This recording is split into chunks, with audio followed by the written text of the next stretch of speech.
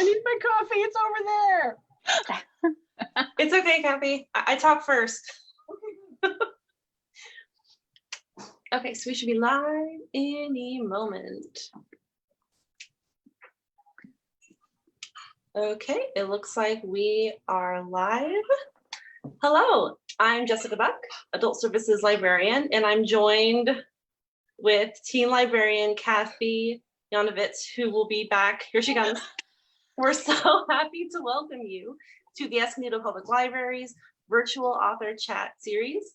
The series is sponsored by the Friends of the Escondido Public Library and in partnership with the Ripped Bodice Bookstore. Cathy.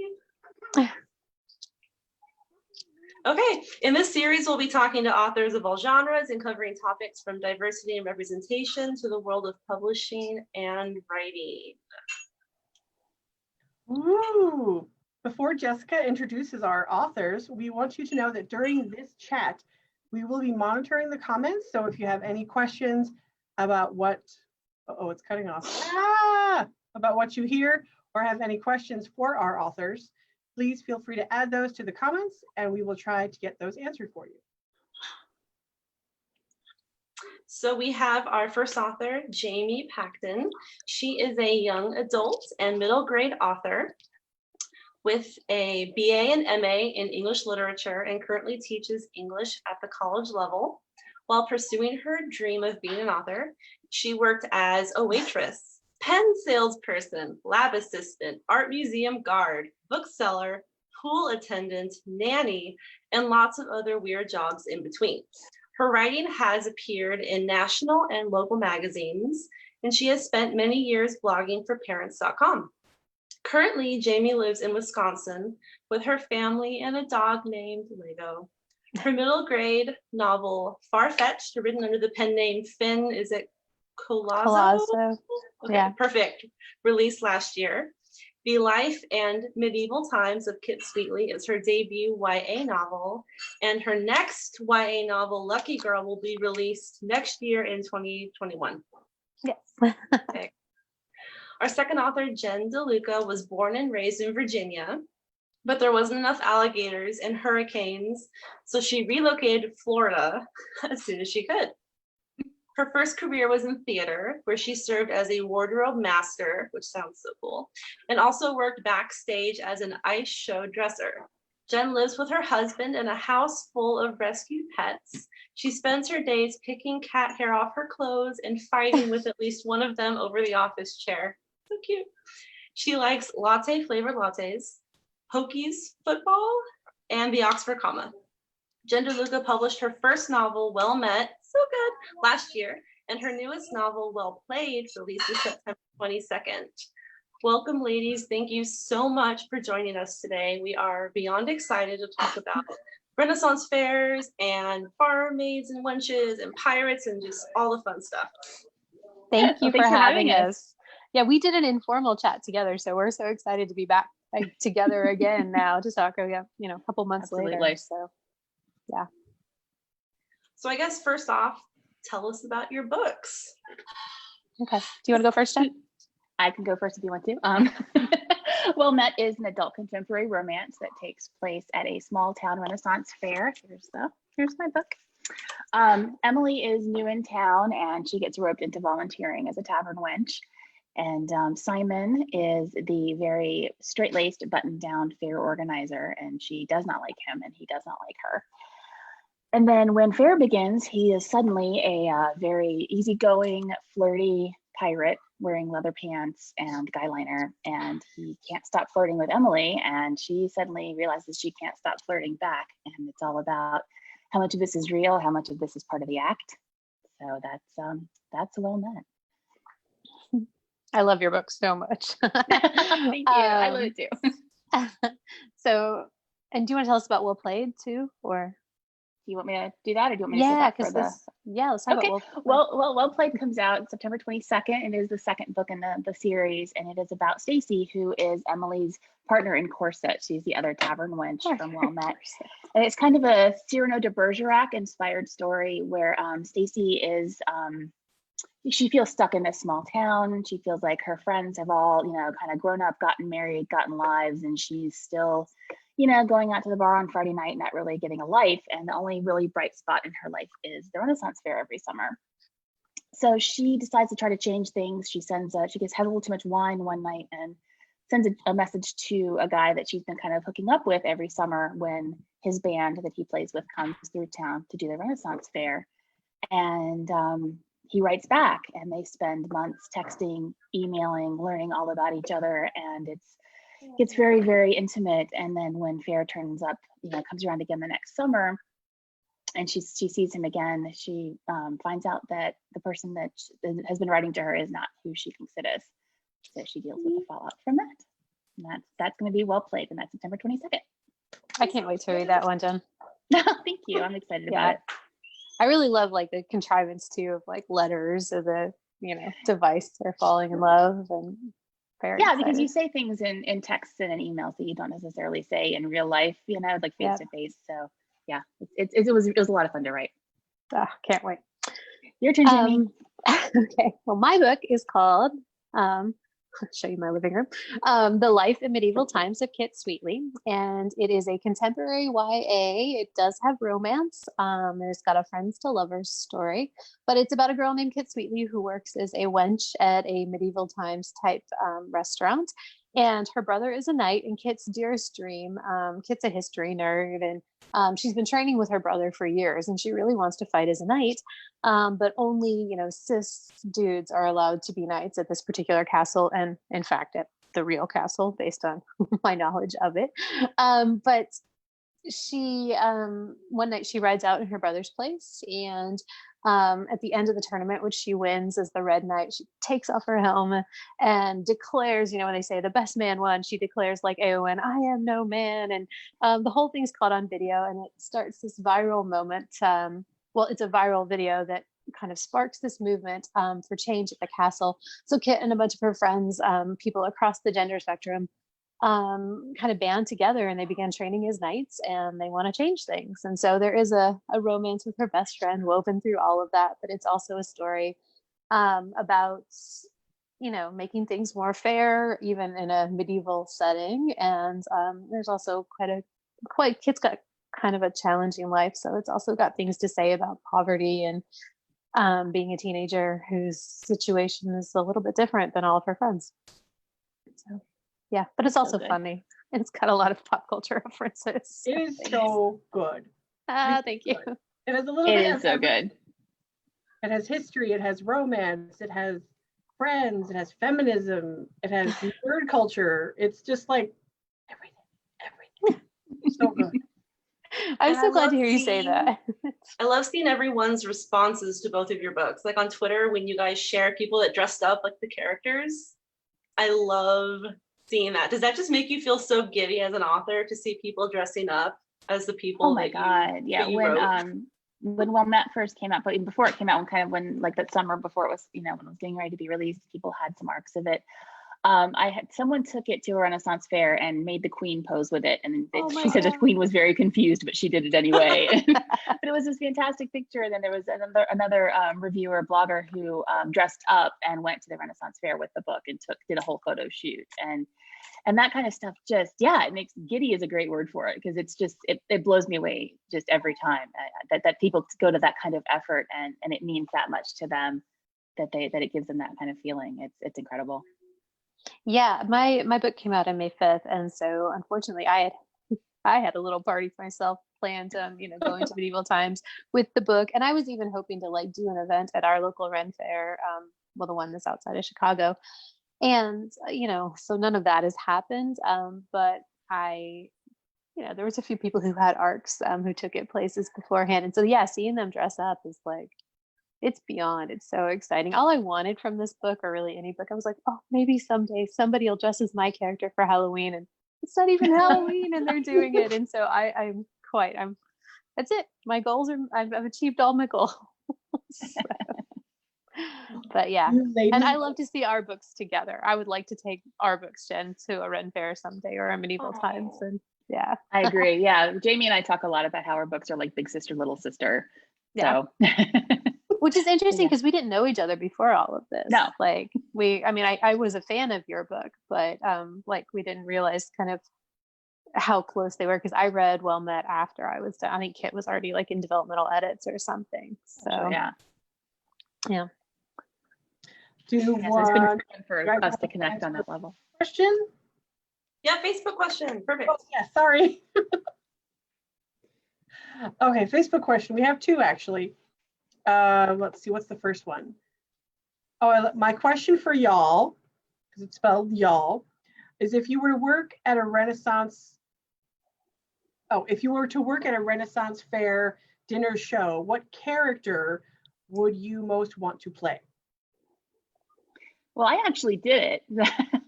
That was the inspiration for writing the book in the first place. Was I spent 2 seasons as a tavern wench at a Renaissance fair, so in Florida, so it was a little warm, but it was a lot of fun and it gave me just a ton of inspiration. So I guess honestly, so I could say that I did that. So I think maybe I would like to be someone more noble, have a prettier, fancier costume this time around if I were to do it again. But Maybe that would not also mean, huh? I was gonna say maybe not in Florida in August. Yeah, I was about to kind of amend that to maybe doing that somewhere up north where it's not quite 150 degrees. But that would be my answer. Yeah. I in my ideal, so I've been a waitress at a themed restaurant, not a medieval themed. It was like a 50s themed. We danced on tables. We were rude to customers. We wore poodle skirts. Like I love the pageantry and the costumes, and I love all of that. So I'd probably take whatever I could get. But I would love to be.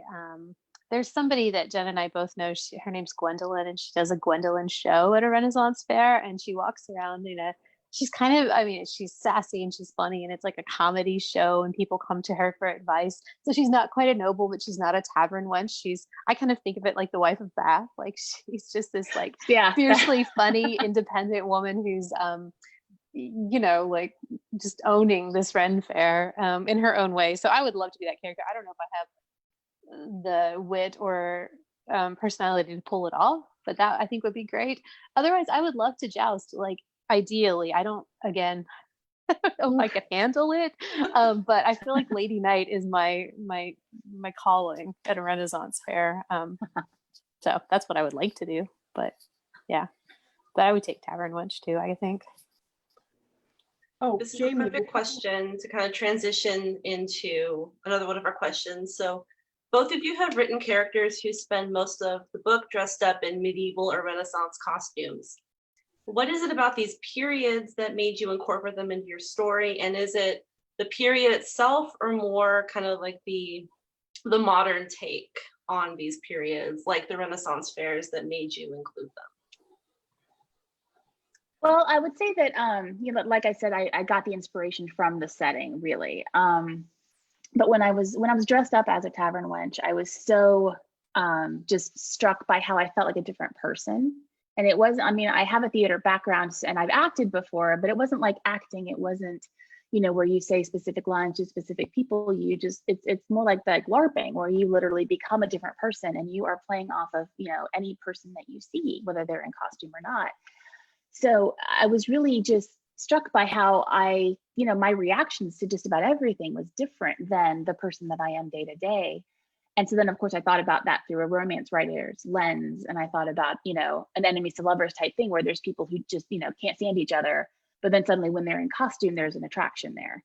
And what about that, makes that attraction happen? And is there still attraction between the real people? Is the costume, I don't know, like letting you reveal something about yourself that you aren't on a day-to-day basis, letting you be somebody else that you wish you were. And is that what those people are attracted to in each other? So that to me was very interesting. And that was the idea that made me start playing with it. And there's definitely that dichotomy when you're, talking about like medieval times or, Renaissance fairs, where you have that, that sort of that courtly love mindset where, wooing is a lot different back then than it would be, in the 21st century. So there's definitely the fun of getting to play with that sort of ideal as well. Yeah, I think, and I love what you do because Simon is so much the better person in pirate gear than in normal life. I think both of our books play a lot with performance and the performance of the Middle Ages. And I love books about like conventions, and I love to think about like what it is, when someone cosplays and they're putting themselves into either their favorite book or their favorite world. For me, my book also kind of started with setting, like you said yours did, but I do have, like, I studied medieval literature in grad school, and I was also a history major. So I did know like all of Kit's history fun facts. People always ask me if I had to do a bunch of research. And I'm like, no, I mean, I've just been toting these around in my head for the last decade. And, that they happen to find their way into a book is just how my brain works. But, so I went to medieval times with my kid and got the idea for this story because I was thinking, wow, what is it like to work here? Like, because I had been a waitress for many years in college, and I was like, what would it be to be waitressing while the jousting's going on? And so some of those questions got it going. But to your point, Jen, about like performing love and like at the fair versus like what real life means. There's this moment in Kit Sweetly. It's like, it may be my favorite moment in the book, where it's one of my favorite moments. Like she gets home and she's just been in this medieval castle, and she brings home this like box of cold chicken for her mom. And then the lights go out in her house. And so she's been in this like faux medieval setting all night. And then she's sitting at her kitchen table, and she's lit a candle because the lights are out, and she's eating like cold chicken in the dark functionally. And she's like, this is the most medieval moment of my day, in fact, because this is the most true to what it was for most people, as opposed to this, grand pageantry and like revelry and things like that. And so I really love, like, kids always thinking about that. Like, I loved the Middle Ages. Is this what it was like? Am I fascinated by the performance of it or the actual thing? And so I don't know, I think about that a lot. I actually think it would be terrible to live in the Middle Ages, but I love Renaissance fairs and things. So there's no way you can pay me enough to go back in time. Like, no way. So No, I'm agreed, fascinated, but not like enthralled by so much that they're like time machines. No, I want plumbing. Like, no, we're not doing that. When plumbing, I went dental. Yeah, it's All of it. Oh yeah. definitely. Whenever my husband and I are watching any movie that's taking place in a world different from our own, there's always a point where I'm like, this is the point where I would die. I wouldn't make it past that point. Right. That's the end. Yeah, I'm right there with you. Yeah. I mean, and okay, of course, the history nerd in me is bursting over here to tell you about all the things that could actually kill you in the Middle Ages, but I won't. One cut. Probably That's infected and over. dead. All over. Right, exactly. I mean, that headache. Dirty water. Dead on. Yes. Yeah. There's a great book. Okay, I'm just going to plug one of my favorite books here. It's called Unmentionables. It's by Teresa O'Neill. It's about It's a Victorian lady's guide to like sex and marriage and other things. But it does a great unpacking of what it was like in Victorian times for like food and also bathroom, but also like wearing clothes, and just it's this wonderful unpacking of like the Victorian notion of like what it was to be a woman. And it kind of says like, no, this was hard, and this was hard, and this was hard. And I love books that do that kind of to history as well. Middle Ages or Victorian times, whatever. Yeah. I'll have to add that to my reading list. I can send you a link. Yeah, send me a link. I want to know about that one. Okay, I will. Please do. Do we have another Facebook question? We do. We have. Where'd it go? Are any of your books being translated to other languages? Mine aren't yet, but I think we're still doing foreign sales. Jen, are yours? I think that I don't know if we're still working on foreign sales or not, but we are going to have a German translation Oh, of that's it awesome. coming of both the first and the second book. Yeah. That But was as far as I know, that's it. I think there's one other one. Oh, how were your accents for Ren Fair? Can you show us? Oh my No. gosh. We got this in our first call. Oh, I could probably do it like if I were back there, like in the costume and stuff, but it's very hard for me to perform on command, which is one reason I did not go into acting. I was in the Secret Garden in high school, and I had to talk in an English accent for a long time. Maybe I told you this in the last call, Jen. And so no, I think it is probably a deplorable accent that I'm not going to pull out here.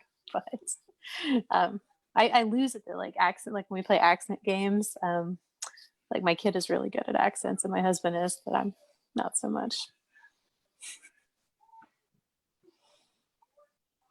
Let's see. I think that's it for Facebook at the moment.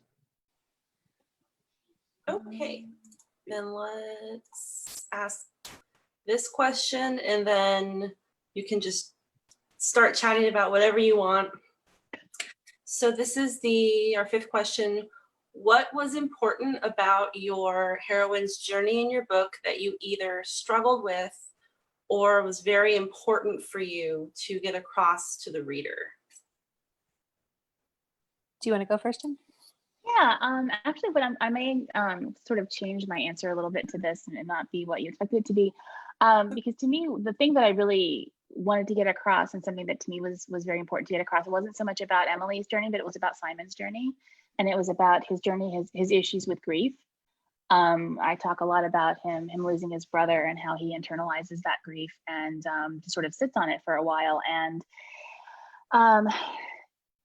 to me, it was really important to write about that. I lost my mother about 10 years ago now, and it's something it's still with me, and it's with me for a long time. And I think a lot of people who haven't lost someone that's dear to them doesn't really understand. And grief is different for everyone. And that was kind of one of the things I wanted to really explore. It's how everyone in this town that knew this person who passed away in Wilmette, how they dealt with it differently and how they have different memories of that person.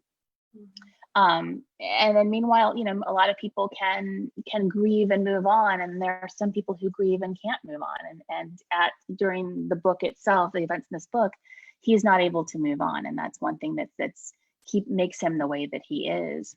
And it takes Emily, who's a stranger in town, to see the situation and tell everybody he's not okay, because to them, everybody who's lived with him for all this time and who's known him for all this time, they see him on a day-to-day basis and they say, oh, he's all right, he's handling it fine. And it takes someone from outside the situation to say, no, he's not. Someone needs to check on him. Someone needs to be there for him. And that was something that I struggled with, and so I sort of unfortunately gave that part of myself to Simon. And where you have trouble moving on sometimes, and you don't want good things to happen to you because you can't share it with that person who's gone. So that was something that I think I worked out a lot myself when I was writing the book. And so so to me, that was something that was a very important very important characterization to get across. Such a beautiful answer, Jen. Oh, thank you. I'm sorry you had to work that out in fiction, but it did come through, and it was it made him that much more sympathetic. And but I think this is what we do, right? Like Lucky Girl, Kit, there were some things I had to work out, but my second book, there was some heartaches I carried for years, and even current ones that have made their way onto that page. But that's what makes characters real, that's what. Yeah, because everybody's different and everybody has different experiences in their lives. And I think getting them out in fiction and expressing them is going to be really important. Yeah, and I think both of our books are funny. They are lighthearted, but there are hard things being talked about. And, I've seen a few people say oh, there's too much going on. And I stand by, especially in contemporary, people are complicated. There's a lot going on, and it's almost a disservice to be you can't just be fighting for this. And, it's ridiculous that you would be grieving for someone at the same time while falling in love. No, people do that. We do all of those things all together. And I think a really fleshed out character can put that forward and make you feel something, or at least remind you of those times of loss. Yeah, and I think you do that really well with Kit as well, where she's going through several different things and she's fighting for several different things. She's doing all of the stuff with the all of the girl night stuff, but then she also has the issues with her parents in different ways, and the dealing with and what she's going to do in college. And there's, especially at the age that Kit is, there's a lot going on, and that's very complicated. 17 is a hard age. Gosh, I did not have an easy 17. And I don't know if anybody did. No, if you did, you're lucky. Right. But, and to the question about what did I want to make sure come through, Kit, I was really thinking a lot about this idea, and this is something that comes from my own life, of being a savior or saving someone. So a knight, with that idea of being a knight, you're supposed to ride in and save the day. And so Kit struggled with that a lot because in her own family, she wanted to solve their money problems. She wanted, if not to fix her dad, like resolve that issue with his, substance abuse and his just lack of being there. And then of course she wanted to fix things at the castle. And so she has this strong sense of like, she wants to do what's right, but she messes up all the time. It's a very familiar narrative for me. And so, but one thing I really had to keep an eye on in early drafts, Kit was kind of ridiculous in her like saviorness. And so I really wanted it to be like, and she says this at one point, like, I'm just, like a white girl from the suburbs. I'll do what I can, but I've got to bring other people into this. This is larger than me. And so at some point she has a realization that she can't totally save her family and she can only do this small thing and do it well. And that of course is a lesson that I at least had to learn like the hard way over and over and over. I will tell you, so you've all read Kit Sweetly? Yes. That moment where she's like telling the story where someone fell on the ice and she's like, don't call anyone, I've got this, blah, blah, blah. Like that moment. CPR. So that happened to me. I was in like 8th grade. I was in the locker room. And so I went to school on a college campus and we were in the, if any of my friends are watching this, they're going to make fun of me for this. We were in gym class at the university and I had just taken a CPR class like the night before, I had just gotten certified and I was probably 14 years old and I was very proud of myself, or maybe 15. I was so proud of my new skills. And anyways, my friend, we're all changing for gym class and there's someone there who had just gotten done working out. And this woman, we didn't know her, but she passed out. And we were all like, oh, and I was like, don't call anyone, guys, I got it. I know CPR. And my two best friends, they looked at each other. They took off running to go get our teacher immediately. And I never lived that down. And so that's a little joke like popped in there. But this, of course, just ridiculous notion. Like, of course I couldn't deal with that. Like I just gotten certified the night before. But I feel like that's what Kit, and that's where Kit and I have some resonance. And so anyways, it was important to me to remind my character, myself, and my readers that it is good to ask for help and bring other people in and not assume that you can fix it all yourself, I love that. I'm so ridiculous stories with Jamie. Yes.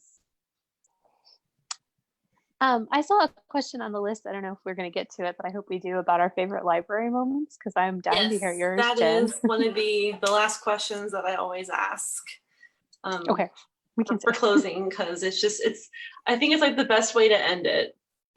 Yeah. It's just to hear all the wonderful memories.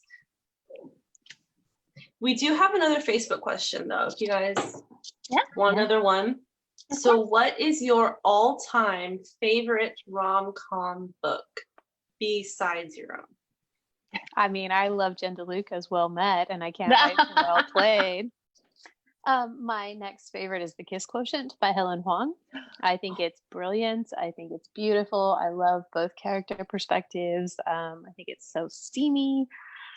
I could go on. It's my favorite. And there's a bunch of other, like I read romance pretty like all the time, but I really, really love The Kiss Quotient. So yeah, Jen. I would say my favorite, if I had to just choose one off the top of my head, would be Bettany by Jennifer Cruzy. It's an older one, probably, oh gosh, I don't know when it was published. I want to say maybe the early 2000s, 90s, something like that. It's an older book, but it's so good. She's such a witty writer. Her banter is fantastic. This particular book has a plus size heroine. It has a stray cat. And speaking of which, here's my cat.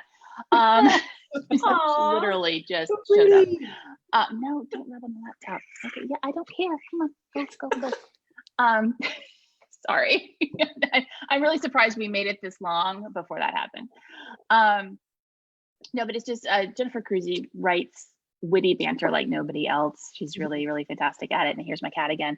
And this particular one has it's a great kind of bickering enemies to lovers type story. And it's just very, very funny and very, very heartfelt.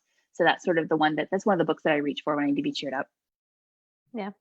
Did you read Bringing Down the Duke? I just read that recently and I really enjoyed that. Like, I have, you know what, I have it. I have not read it yet. I've like, I was one of those things. I think I started it right around when Well Met came out, and then I got distracted because yeah, you get distracted. But I still have to go back and finish it. yeah. But yeah, I her do writing is love, awesome. yeah, I love feminist romances too. Like I wrote about that for Frolic. When I was in 8th grade, one of my library memories I was going to share is I would go to the library and I would sneak romance novels and like I'd read them inside, other books, and I would usually be reading to the steamy parts because I was a preteen, and I just couldn't get like these covers just blew me away because I grew up in a pretty conservative household. I was like, oh, what is this? It was very exciting and very forbidden. But having gone on from there, like I think a lot of early romance is pretty problematic, and I think it teaches some lessons that need to be unlearned. And so I'm so excited by what contemporary romances are doing in terms of like making it a feminist space and saying, this is about female desire and this is about agency. Yeah. And look, we can have men who aren't totally toxic. Like one of the first romances I read was like a captivity narrative, which I think probably scarred me for my entire Yeah, life. and that was a big trope back in the day. Yeah. So like this is probably from the 80s or something. And I think that like we're approaching love differently and we're approaching couples differently. And I think that's an exciting thing. And so I tend to read lots and lots of contemporary romance. It's rare that I go back, but I'll check out the ones you just mentioned because yeah. But in fact, I think that romances, sorry, I'll say one more thing. No, keep talking. I think some of the most exciting work being done in writing right now is being done in romances because like I think the romance space and the YA space, they are genre spaces typically, but they also they do allow some freedom and some play and some room to say things within that genre space that I would contend, even with my degrees in literature and the teaching I do, that some of the like literary fiction just can't quite bring itself to do and resolve or question or think about. And so I don't know. I do think some of the most interesting writing is being done in those spaces right now. I completely agree. And one of the things that I think is ironic about that sort of statement, though, is how a lot of times romance especially gets sort of a bad rap as being formulaic or, if you've read one, you've read them all, that sort of thing. And, and of course, the response to that to me is always, well, if you read a mystery, who you're going to find out who done it at the end. I mean, that's kind of the point. And so a romance is always going to have that happily ever after. But it's getting there. That's the exciting thing. And there's so much, like you said, Jimmy, there's so much work, so much really interesting stuff being done with the romance genre right now, that it's just the possibilities are so incredibly endless. And so I can't think of it as formulaic. I just can't. Well, no, and I mean, I've written and I'm working on like romances. The structure is just a guide. It's a beautiful guide that says, and it's no more than a 4-act structure, which is what I use when I write YA. Guess what? We need an inciting incident. We also need a problem, and we need a midpoint, and then another problem, and then a dark night, and then we need a confrontation. And if that's a formula, then that's like stories that don't have that. Well, that's a whole other call, right? That's a whole. Well, there's always somebody who just sort of like barges into the romance genre and says, "Yeah, but why does it have to have a happy ending? I'm going to be different." It's like, well, then you're not writing romance. You're writing literary fiction. Yeah, go do your thing, and that's totally fine. But don't call it a romance novel because it's not. And you and I were talking about Beach Read the other day, which is another interesting romance that I think has really pushed what romance can do, because Beach Read has a lot to say about grief and about like overturning expectations for who you thought someone was versus who someone actually is.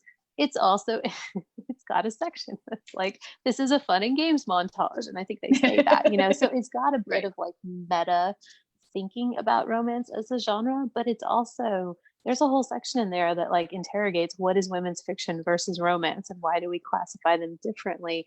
And that book made me cry a lot, but it still has heard that. I haven't read it yet, but I've heard. And it's a hard book in places, but it's beautiful. It's a really well done book, and it's a really interesting romance. And the end, like, there's going to be a happily ever after, but it's like a happily ever after for now. And I think that that's an interesting space too, because it doesn't say all of our problems are gone and we're perfect now. Right. And people, like, they don't give romances enough credit. They say, oh, it's all wrapped up and everybody's happy. I mean, No, you Not know? necessarily. Right. But they figured it out for now, you know, Right. and that's kind of where we want to get to. Even like when I write YA fantasy, like there might still be a demon queen to kill, but at least we vested bad guy number 1 in the first book in the series. Do you know what I Right. mean? So Like, we we're can take a happy for breath now. here and we can Yes. celebrate that win or whatever. Yeah, absolutely. Right. Yeah. No, I So, completely agree. So we have a Facebook question that I think fits right in with this conversation. Who is an author, or what is a topic you wish people would read or knew about, or I guess would know more about? And I think we can kind of go on with the romance genre with this question. So what is like an author or topic that you wish people knew more about or read about? Gosh. that's hard. Gosh, what can you put on the spot here? Well, okay, I'll say this, something that's, been brought very much to the forefront in the past month or so with Black Lives Matter really becoming, I don't want to say like trendy or really becoming important. Sorry, my cat just about killed my laptop.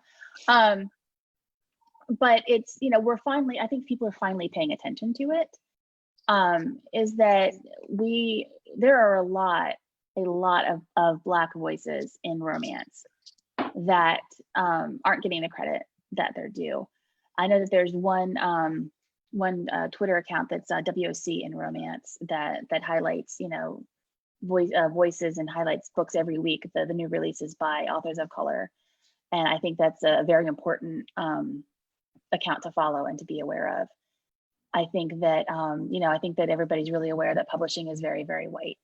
And I think that I'm hoping that now that the conversation has really been started and people are really being made explicitly aware of that conversation can make some change and create some change. So that's probably my answer to that. Yeah, I Oh mean, my God, my cat. Sorry. I was on the last call I was on for this. Lego the dog was sitting on the couch here behind me and barking at a dog like who dared to walk past our windows. So like this is like pet cameos are a thing. I will say that I'm very, very excited in a similar vein to what you're saying about Elise Bryant's Happily Ever Afters, which is coming out in January. So it is a YA rom-com with a Black main character who is a writer and can't find books like with characters who, look like her or are like her in that space. And so she decides to write her own Happily Ever After. So it's got something to say about writing, and it's also supposed to be really cute. And Elise is just a delight. And so I'm very much looking forward to that. And I would agree with what you said. But I also, one thing that is very important to me to talk about in my books, and I think I hit on pretty heavily in Kit, is that it's so crucial to think of feminism as an intersectional space. And it's not just white lady feminism.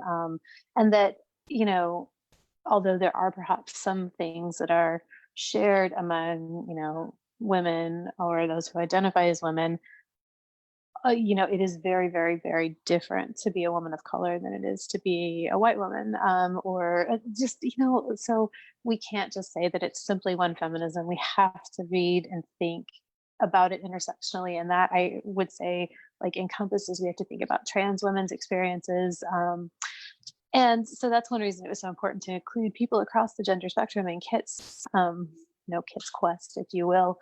But I wish more people read about that. I wish more people talked about that. I wish that anytime we enter into a space where we're discussing feminism or something like that, we are talking about it in an intersectional way. And of course, there's been lots and lots and lots of dialogue about this recently because of J.K. Rowling and transphobic comments. And so I wish that, well, and I say I wish, I do think people are talking about this. I hope we continue this conversation as well. And I think it's important to see all of these representations. So when we're going back to romance, we need to read all sorts of different experiences of both romance and other things. And I think that that's something Black romance authors are doing very well. And did you read Get a Life, Chloe Brown, by the way? No, it's on my list, but I read a couple of other books by her. She's amazing. She's an amazing author. I just haven't gotten to Chloe Brown yet. So Chloe Brown, it's on my list.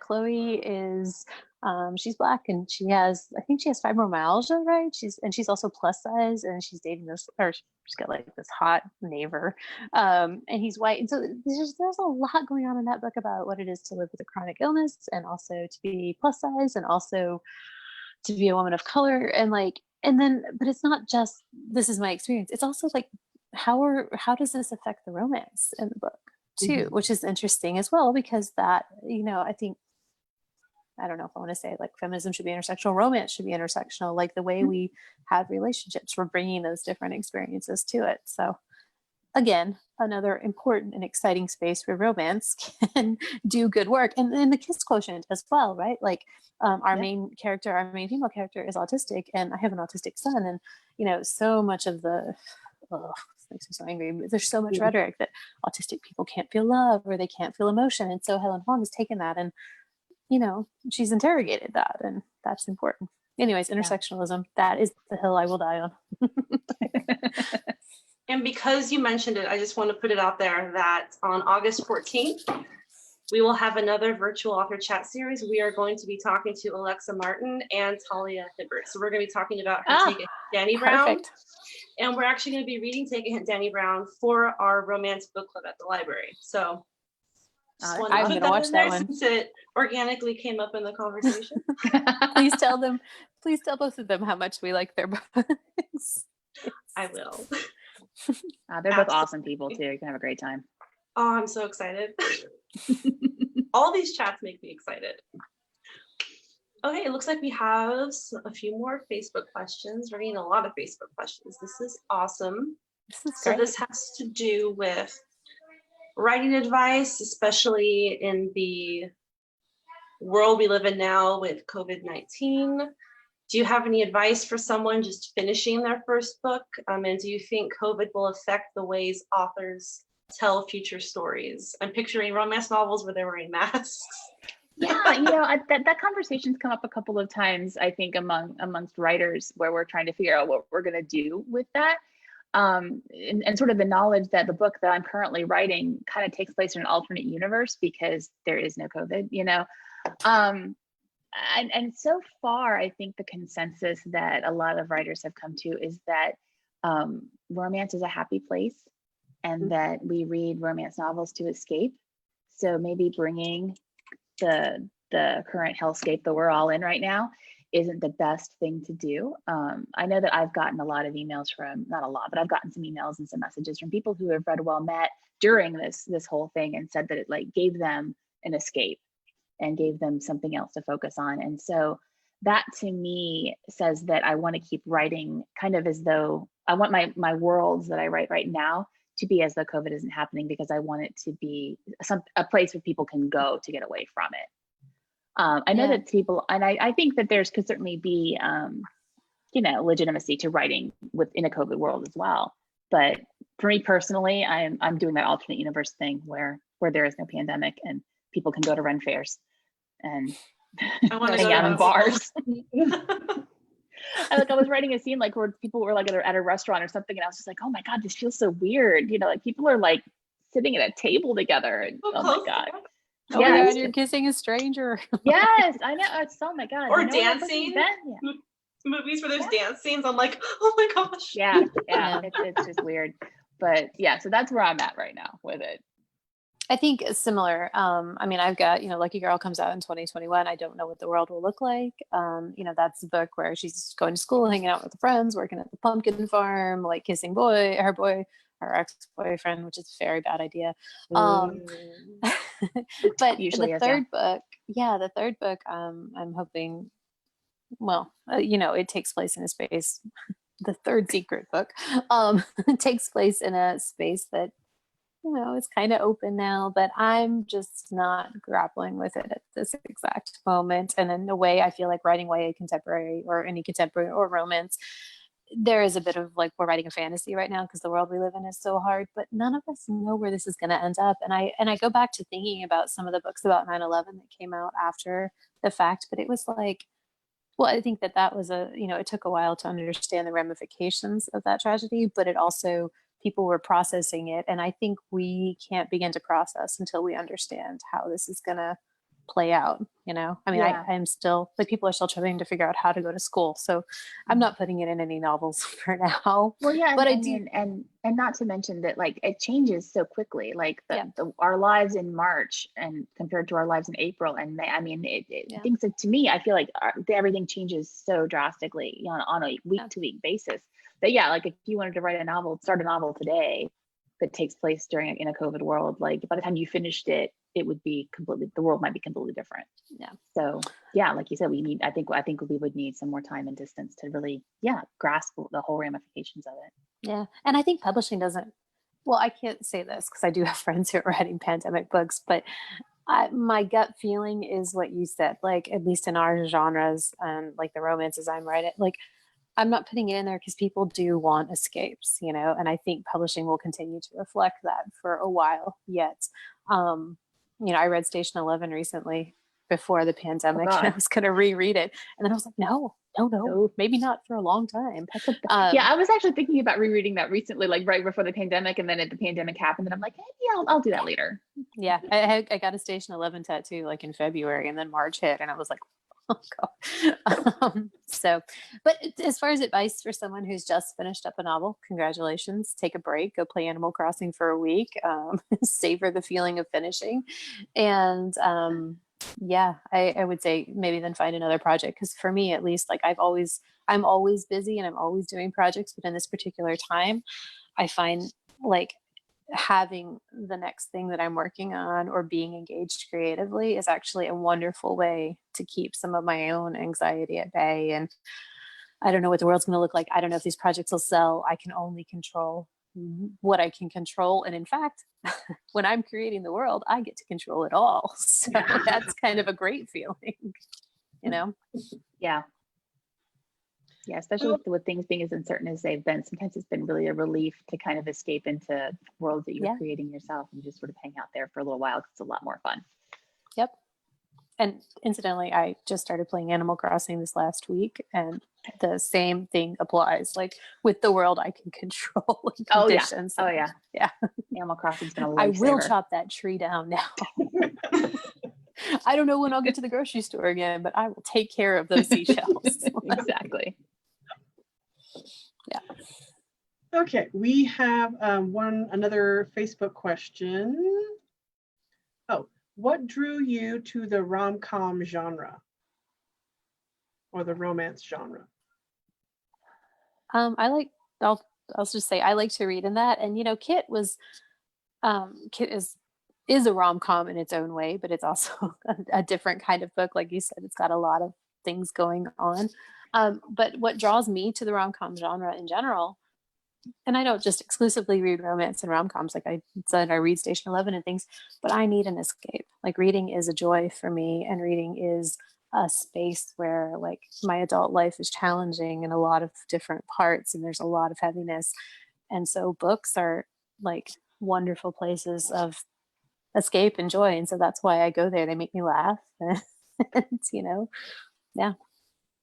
Yeah, a lot of what Jamie said too is what I like about rom-coms too is that it just, it's that escape, but it's also that sort of, I don't know, it's a comfort knowing that it's going to be a happy ending. I'm not, because you can read a more like literary book and that happy ending isn't guaranteed. But if I'm reading a romance novel or specifically a rom-com, because I do like to laugh, I know that these people might be going through hell, but I know it's going to end well. So I have that comfort, and it almost feels like a blankie, where I just know it's going to be okay. So I just keep reading. And in an uncertain world, like I need that certainty right now. Definitely. I do read like a couple, like probably a handful of like high literary books, and I loved The Immortalist last year. Like I love a good sweeping deep story. But I can't do thrillers. I can't do murdery books. I can't do I did love Wilder Girls, but I can't do lots and lots and lots of gore. And that's partially personal preference. That's partially because it triggers my anxiety. It's also just like you said, the world is so tough always, and particularly right now. I can't bring it into my life for entertainment. Yeah. but also I like to laugh. Yeah, That's a exactly. reason Me enough. too. Exactly. That's why I do it. Yeah. I don't feel like I do, like you said, some people come down so hard on romance. Like I found myself for a long time justifying why I read romance or why I liked romance. And then I was like, no, I read it because Because it's I read it. great. And it makes me, Yeah. I mean, because I read it. Yeah. Okay, so we are towards the end or a little bit over. So I will ask, it's okay, we're fine. I will ask my favorite It's a question. 4-hour call with Jen and Jamie. So what is your favorite library memory? And it's okay if you have more than one. Go ahead, Jen. Oh my gosh, I grew up with the library. My mother taught me to read when I was very, very young. That was like probably one of the first memories that I have is learning to read, going to, like nursery school and, whatever pre-kindergarten was. And there was some like book called Getting Ready to Read. And like, there were instructions at the back for the teacher. And I was reading that because I could read that. So she would take me to the library, and this was when I lived in North Carolina. So this was the High Point Public Library. And I remember the rule that I could only bring home as many books as I could carry. So I had, little 6-year-old Jen had this stack of books like up to my chin, and my arms were down to here, but I could carry them. So I'm getting these books, Mom. I can carry these. And so I would carry this massive stack of books. And so I remember that. And then I remember getting home and having to write down a list of all of the books that we just brought home, probably for my mother's sanity, so she could find them all. It was time to return them. But I remember being so like proud of myself bringing all these books home, but then like getting home and like, oh my God, I have to make the list. And had to make that book list, and we would put it up on the refrigerator so we would know what when they were due and everything. So that was just like a regular routine thing that we did every couple of weeks. And I would come home with another stack of books, and I would bring the stack of books back. And then I remember being probably about 8 or 9 years old and going down to the adult section of the library for the first time from the kids section. The kids section was in this upstairs part, and then there was a staircase that went down to where the adult books were. And I don't even remember what I took out of the library. It was probably just, I don't even remember what book it was. Probably something Judy Blume-ish that for some reason was shelved down in adult instead of like in the kids section with like picture books. Forever, and stuff. right? Oh, probably not at 9 though. I don't think. But it was something like that though, where I remember feeling very grown up, that I was now in the adult section. That to me was just this massive, massive big deal.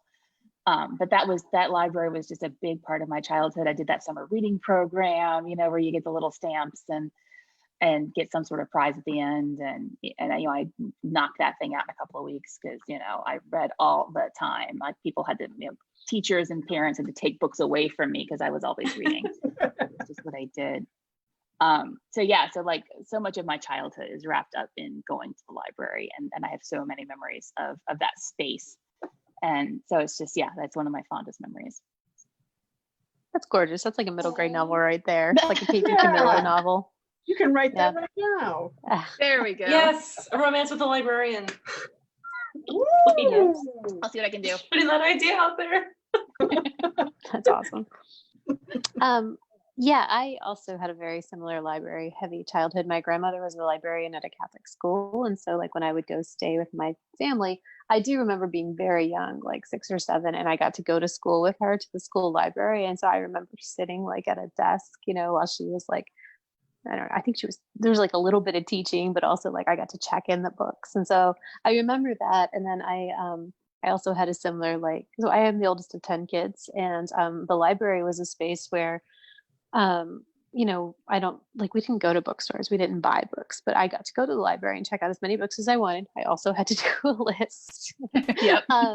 But so I remember it was just this it was a really rich place for me because I could explore freely. Like I had a very, like I said, conservative family, but I got to check out whatever books I wanted. So anything I was curious about, like I could, and I grew up in a small town. So, the adult books were kind of in the same area. So I could go get books on random pottery books if I wanted. It was such an amazing space for me. So I don't have one targeted memory. I will tell you that whenever we moved to a new town and we moved around a lot, one of the places I go to first is the library. And I loved when we lived in Milwaukee because there's so many suburbs. They have a great library system there. And I raised, my kids were small in Milwaukee. So we would, like, some of my fonder memories of libraries are getting to share my love with them. And, for my autistic son, they were spaces where we could do puzzles or we could work on things. My other son, it was cool to watch him go from the board books to like the next level up and the next level up. And even now, I do a lot of my writing in libraries actually, because they are spaces, like I've always said, that libraries are kind of my churches. Like, they're quiet spaces where I feel this sense of wonder and reverence. And so even in the small town I live in now, we have a pretty kick-ass library. It's like 100 years old and it's in this old building. And so my son and I would go there. We'd do scavenger hunts in the library. We would, just do work. Like, we would do his homeschool and my writing. And so I love the library for all of these sorts of, like, the ways it's been with me through different stages in my life, I guess. And it is a defining part of our household, actually. Like, we're very active library patrons. And out of that, I would have to say, have you read The Library Book by Susan Orlean? It's fascinating. It's about the Los Angeles Public Library, and it kind of shows this library space as both a community space, and then there's a bit of like a mystery because it burned down. And it got me thinking about libraries totally differently, though. So if you love libraries, like, it's a fascinating look at like their social and cultural positioning, Cool. Yeah. It's not a romance, but it's not funny. It doesn't have to be. But it's interesting.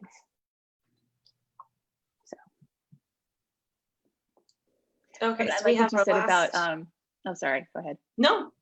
No, I was just going to say, Jamie, I like what you said about being able to, like, explore any topics that you wanted to, as a kid. And that was something that I did, especially as I got a little bit older. But another thing that I do remember doing when I was probably in that 8 to 9 age was being really disappointed that I couldn't find any like magic books in the library.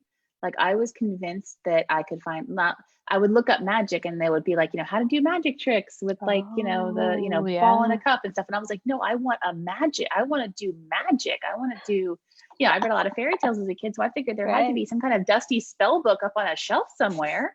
Like there is in, all these kinds of kids books, right? So I was very disappointed that I could not find one. That is a legitimate like disappointment. I mean, I was one of these girls who like I went through obsessive phases. So all the horse books I could possibly check out, every Nancy Drew book, I needed all 85 of them at once. And like this still maintains, I still check out way too many books at a time that I don't get through. Oh yeah, totally. But it's the that library. Never goes away. It's okay. Yeah, I still haven't seen my book in my public library because pandemic, but I did just talk to the librarian and they ordered it, but that was going to be one of my like big moments, Yeah. Like, oh, there you are on the shelf.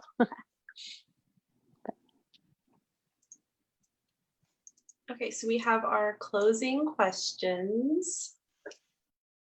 So what's next for you? Go ahead. No, you go ahead. Okay.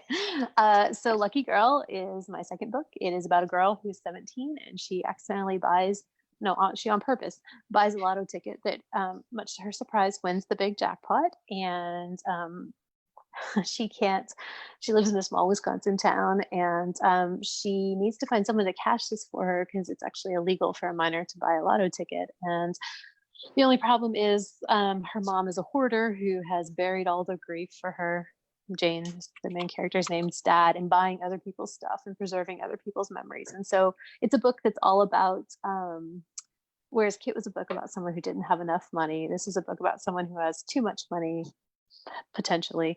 It's also a book about getting over an ex-boyfriend and love. So it's kind of the anti-rom-com, although it's got a lot of interesting things going on. So that's book 2. Book 3 is out with my editor. I can't talk about it quite yet, but I am deeply drafting a YA fantasy, and I'm working on some other secret projects that I hope to be able to talk about at some point in time. Yes. Well, my book 2, Well Played, comes out on September 22nd, like we talked about at the beginning of the thing. And I'm currently drafting book 3 and the Ren Fair Rom-Com world, which is So great. April and Mitch's book. So I'm very excited about that. It's been a So lot exciting. of fun to draft so far. Do you have a title for that one? So far, it's called Well Matched, Oh, Good title. I got goosebumps. and there's a lot of fake dating going on. I'll say that, and that's all I'll say so Oh, far. I meant to say that about Well Met, by the way. It was a brilliant trope, or just brilliant because it's enemy to lovers and fake dating within the Ren Fair world, but except True. it's not fake dating. Like, oh, it's brilliant. Oh, and it's so flirty. Oh, thank you.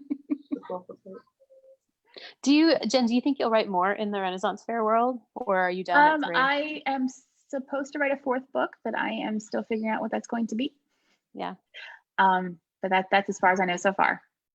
And then I'm figuring out what's next. My brain can't go too far ahead. I can work on one thing and have another idea starting to percolate, but I can't think further than that. Yeah. Everybody always asks me like, "Oh, are you writing a Kid Sweetly sequel?" And I'm like, "Yeah, Jen did it. It's called Well Met." Because you know that she would be 18 in that, and in my mind, she went to go work at a Ren Fair. But I think, yeah, There you that's go. it. I love it. Okay, so our last question is just letting the people that are watching, where can readers find your books, and where can they find you, and where can they get your books? I am at Jamie Pacton. So my website is jamiepacton.com. And there's lots and lots of good stuff on there. There's Kit Sweetly extras, lots of all the interviews I've done. There's a bunch of articles I've written. There's a Kit Sweetly coloring page, which I'm particularly excited about because, oh, you got to check it out. It's so cool. I commissioned this artist to make this. Did you see Zendaya's Joan of Arc costume for the Met Gala? Like, oh, send you a picture. Did you share that on Twitter or Instagram? I did I've share. seen Yeah, I it. had like a Kid Sweetly cover. So anyways, I commissioned this art that kind of looks like Joan of Arc and also Kid Sweetly. And but I put it up as a coloring page too. So that's on my website. It's awesome. It's under yeah, it's under books and then extras. Oh, yeah. Oh, God. But you can also find me same at Jamie Pacton on Twitter and on Hotmail. I do have an author Facebook page, but I don't use it as frequently as Instagram and Twitter. So mostly Instagram is where I'm at these days. This is so cool. Did you find it? Yeah. Oh yeah, it's pretty, right? Like I was gonna at- get that as a tattoo before the pandemic, but it didn't work out. Oh, you so should. You definitely I should. will once it's over. eventually. But all right, sorry, go ahead. Oh, no, that's fine. You can find me at DeLuca.com. Most of my other contact information is there. I don't have a coloring page, although maybe I should get on that. You should get one.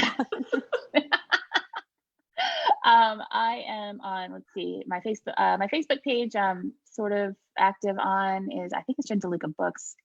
Instagram is Jen DeLuca Writes. Twitter is spelled JAYDEE_ELL. So it's JDL. On Twitter, Twitter seems to be where I hang out the most and just waste the most amount of time. Well, you have like a fan page, right? Don't you have like a reading group on Facebook? We just started. I just started a readers group on Facebook as well, and that's been a ridiculous amount of fun so far. I can't wait to hear about that. Yeah, There's a lot of kilts and pirates, so it's right up my alley. My people get me. It's nice. Amazing. I'm gonna join your fan group tonight. You should. It's fun. It's I actually will. been a I lot can't of fun. wait. Yeah. Well, thank you so much for joining us. This has been wonderful. We've had so much fun. Everyone watching has just been commenting on how much they love you, how much they love your books, and how excited they are to be listening to you. And I think Cathy has a little bit to share just about where you can purchase the books, where you can check out the books, and about our summer virtual activity challenge. So over to you, Cathy. Thanks, Jessica. It's so funny. You can purchase books by the authors from the Ripped Bodice bookstore at therippedbodicela.com. You can also check out books by the authors from the library here in print and digitally with Libby, Overdrive, Hoopla, and Cloud Library. And let's see. Oh, and our summer virtual activity challenge is going on now through April 16th. All you have to do to participate is go to escondidolibrary.org/summer, sign up, log activities, and you have a chance to win digital prizes. And this counts as an activity. Oh yeah, this counts as an activity. So, because look, we're active. You're already there. You just sign up. Just hit the Look, button. we're active. And the stuff. And on our website is a list of free digital resources available to you. And don't forget to check out our calendar to see the full list of digital events like these wonderful romance author chats that you could attend. Yes, and then if you, never mind, too much information in my brain. Is this one going to be recorded? Can I ask? So it'll be available like, right after this ends. Facebook will do its thing and it'll be available in our videos. And then I'm going to upload it to YouTube. So there's Okay, going to be cool. those two ways. And I can share the actual file with you too after this. So That's it's fine. gonna Just be even a YouTube multiple link. ways to view it.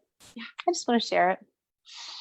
Yeah, of course. I'm gonna do a little Instagram, IG, TV, or whatever too. Awesome. The button, you push the It'll be button. everywhere.